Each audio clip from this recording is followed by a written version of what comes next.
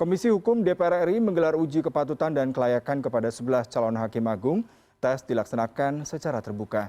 Ketua Komisi 3 DPR RI Herman Heri mengatakan ke-11 calon terdiri dari 8 calon hakim agung kamar pidana, 2 hakim agung kamar perdata, serta 1 orang calon hakim agung kamar militer. Menurut Herman, DPR akan menilai soal integritas dan rekam jejak masing-masing calon. Para calon hakim agung juga dituntut untuk mengerti soal pemahaman dan fungsi hakim agung. Lebih lanjut, Herman mengatakan pemilihan calon hakim agung juga bertumbuh pada kebutuhan hakim agung itu sendiri. Herman menambahkan Komisi 3 akan menyelesaikan uji kelayakan di Senin ini dan hasilnya akan langsung dibawa ke tingkat paripurna Selasa 21 September 2021. Bagus-bagus sekali juga tidak. Prinsipnya tentu kita tidak bisa dapat orang yang sempurna. Pasti setiap peserta ada kekurangan di sana-sini. Namun situasi sekarang kebutuhan akan hakim agung itu yang pensiun lebih banyak daripada yang masuk.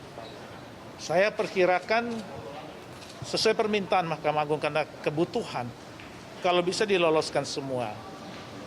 Kami katakan maunya sih boleh begitu, tetapi dari hasil yang saya lihat tidak akan bisa lolos semua. Bisa dapat separuh aja bagus. Seleksi calon hakim agung hingga saat ini masih bergulir di Komisi 3 DPR. Untuk mengetahui proses seleksi calon hakim agung, kita sudah terhubung dengan koresponden CNN Indonesia, Priscila Dauhan di Kompleks Parlemen Senayan, Jakarta. Selamat siang Cila, bagaimana dengan perkembangan seleksi calon hakim agung di Komisi 3 DPR hingga siang hari ini?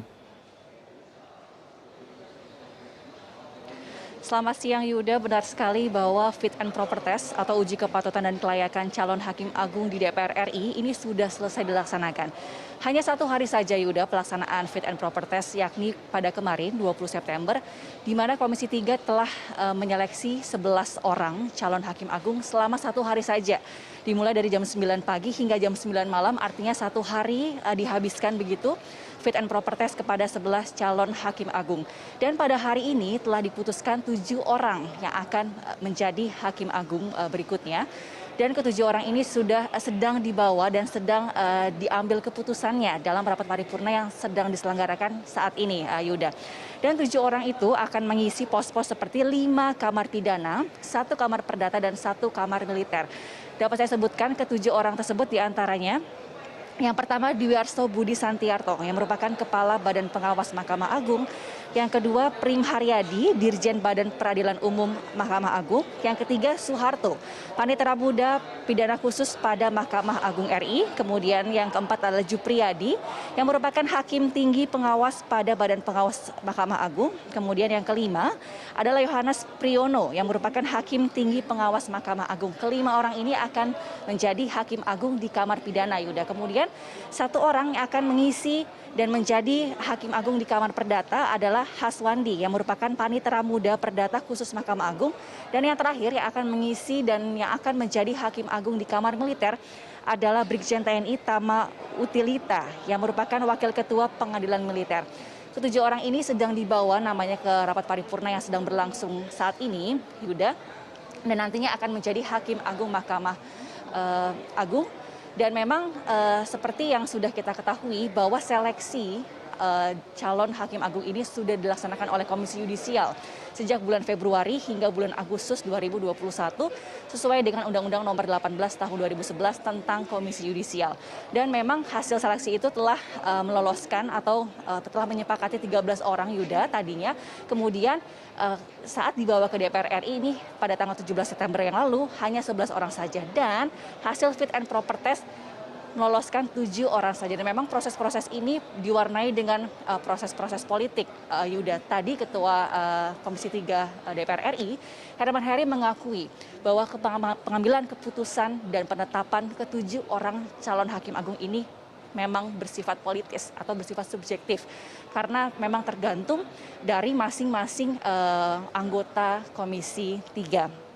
Dan pengambilan keputusan ini juga memang didasarkan pada beberapa hal seperti misalnya rekam jejak dari calon hakim agung, kemudian bagaimana integritas mereka, dan juga bagaimana mereka memahami fungsi dari hakim agung, Dan memang diharapkan ketujuh orang ini meskipun diputuskan secara politis bisa bekerja dengan baik dan dapat segera menangani perkara-perkara yang sedang menumpuk di Mahkamah Agung saat ini, Yuda. Dan memang kita ketahui bahwa pada tahun ini Mahkamah Agung hanya memiliki 44 orang hakim agung saja dari total kebutuhan sekitar 60 hakim agung.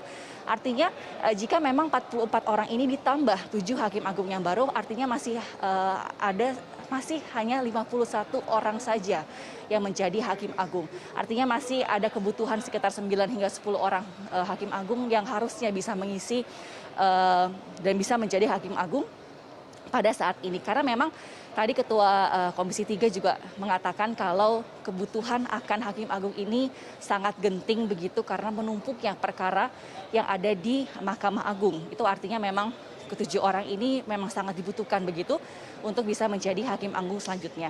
Dan Yuda, memang ada beberapa nama yang sebelumnya disoroti dalam seleksi uji kepatutan dan kelayakan hakim agung, yakni nama Dwi Arso dan juga Jupriyadi. Kedua orang ini yang merupakan yang bekerja sebagai badan pengawas Mahkamah Agung, merupakan hakim yang memutus kasus penistaan agama yang pada waktu itu memutus bersalah mantan Gubernur DKI Jakarta Basuki Cahayapurnama.